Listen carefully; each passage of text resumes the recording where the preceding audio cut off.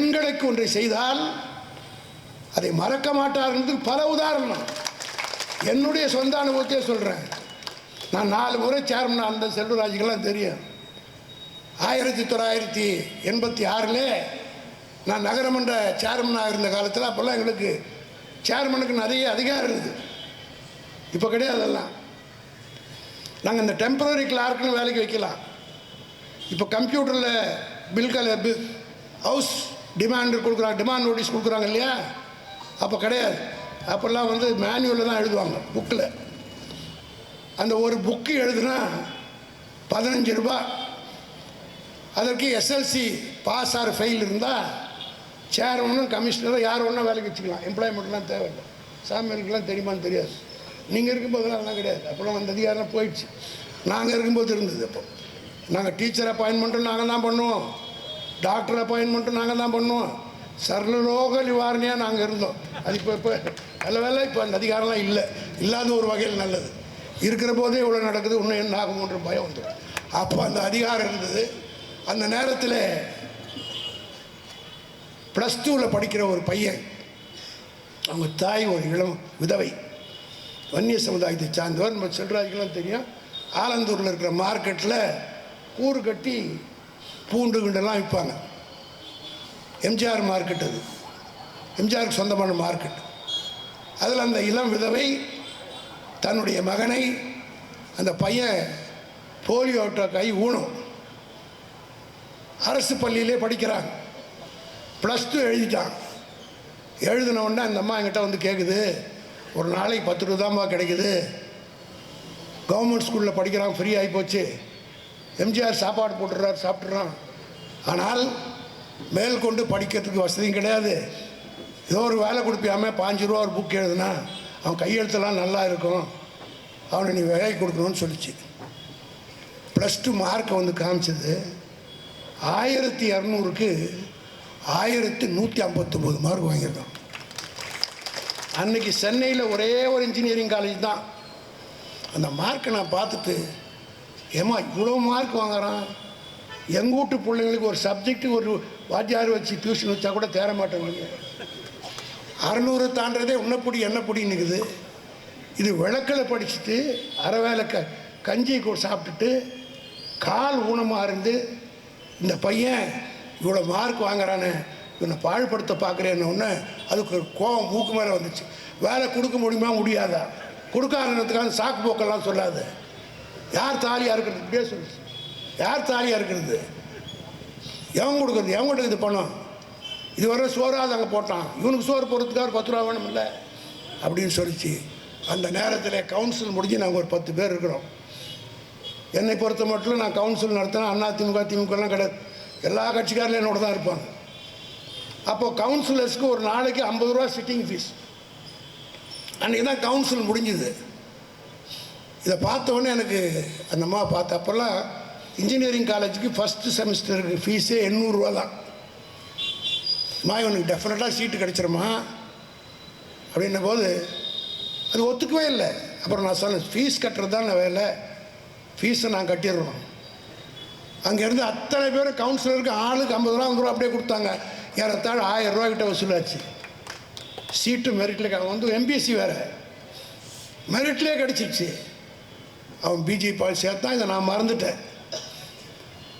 அவன் பிஇ படித்து computer science படித்து அமெரிக்காவுக்கு போய் 1 லட்சம் ரூபா சம்பளம் வாங்குகிற வேலைக்கு போய் சேர்ந்துக்கிறான். அதுவரை அவனை சீண்டாதவர்கள், எட்டி பார்க்காதவர்கள், அவன் 1 லட்சம் ரூபா சம்பளம் வாங்குறான்னு தெரிஞ்ச உடனே அவன் சொந்தக்காரங்களாம் போட்டி போட்டுன்னு பொண்ணு கொடுக்க வந்துட்டான்.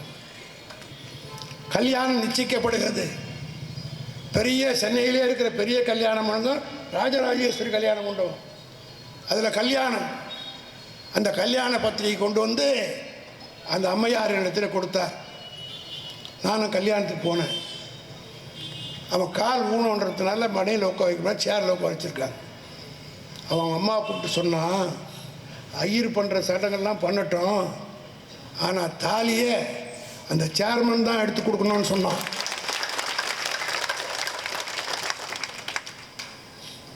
அந்த அம்மா வந்து என்னை கூப்பிட்டுச்சு, உன்னை தான் அடம் பிடிக்கிறான். அம்மா எனக்கு மந்திரம்லாம் ஓட தெரியாதும்மா, நான் திமுககாரன், நான் எப்படி நானே மறந்துட்டேன்.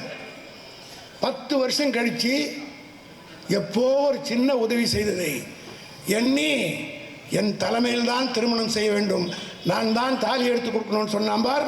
அப்படிப்பட்ட நன்றி உள்ளவர்கள் இந்த நாட்டில் நிறைய பேர் இருக்கிறாங்க. இதை நான் குறிப்பிட்டு சொல்வதற்கு காரணம், நான் ஒரே ஒரு ஆளுக்கு தான் செஞ்சேன். இன்றைக்கு நம்முடைய தளபதி மு.க. ஸ்டாலின் இதே போல பல பள்ளியிலே படிக்கக்கூடிய மாணவர்கள் மாணவிகள் இந்த எண்ணம் எப்படி அவருக்கு வந்தது தெரியுமா? 2020 நாங்கள்லாம் டிவி பார்க்குறோம், கலைஞர் அதாவது வந்து அறிவாலயத்தில் இருக்கக்கூடிய தலைவருடைய ரூமில் +2 ரிசல்ட் அனௌன்ஸ் பண்ணுறான். அதில் தூத்துக்குடியிலே ஒரு இஸ்லாமிய பெண்ணுடைய சத்துணவு கூடத்தில் வேலை செய்கிற ஒரு ஆயாவனுடைய மகள் ஸ்டேட்லேயே ஃபஸ்ட் மார்க் வருது. 2வது மார்க்கு திண்டுக்கல்லில் ஒரு தச்சு வேலை செய்கிற தொழிலாளியுடைய மகன் வாங்குது. இதை ரெண்டையும் உத்து பார்த்துக்கிட்டே இருந்தார் தலைவர். ஏன் உத்து பார்க்குறாருன்றது எங்களுக்கு அப்போ தெரியல. அப்போ தான் சொன்னார், இவங்க 2 பேர் ஸ்டேட்டில் நிறைய ஃபஸ்ட் மார்க் வந்துட்டாங்க, ஆட்டோமேட்டிக்காக காலேஜில் ஃப்ரீ எஜுகேஷனில் சேர்த்துப்பாங்க, சீட்டு மெரிட்டில் கிடச்சிடும். ஆனால் இது போல பல மாணவிகள் குழந்தைகள், வீட்டு வேலை செய்கின்றவர்கள், சத்துணவில் வேலை செய்கிறவருடைய மகள்கள் எல்லாம் மார்க் வாங்கியிருப்பாங்க. அவங்க மேல் படிப்பு தொடர முடியாமல் நிலை இருக்கும்.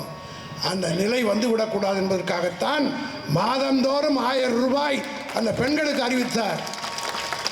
என்னை எப்படி 10 வருஷம் கழித்து என் தலைமையில் தான் கல்யாணம் பண்ணிக்கிட்டோன்னு ஒருத்தன் சொன்னானோ, அதே போல ஆயிரக்கணக்கான பெண்மணிகள் இந்த நாட்டிலே பட்டம் பெற்று கலெக்டர்களாய், டாக்டர்களாய், தாசில்தார்களாய், என்ஜினியர்களாய், ஆசிரியர்களாக வந்து முதல் கையெழுத்தை போடுகிற போது தளபதி மு.க. ஸ்டாலினை தவிர யாரும் நினைக்க மாட்டார். எண்ணற்ற காரியங்களை செய்திருக்கிறோம். அதனால தான் மக்கள் கூடுகிறது, வாக்களிக்க எண்ணுகிறார்கள். இதை தாங்கிக் கொள்ள முடியாமல் மோடி ஏற்கனவே 4 முறை வந்துட்டார், இன்னும் 4 முறை வரப்போகிறார். எத்தனை முறை வந்தாலும் சரி, தமிழ்நாட்டுக்குள்ளே மோடி உங்களுடைய கதை வேகாது. இதை நான் சொல்லலை, எல்லா பத்திரிகையும் சொல்லிவிட்டது. இது நாள் வரை, நேற்று வரை தமிழ்நாட்டிலே தான் 40க்கு 40 நினைச்சோம்.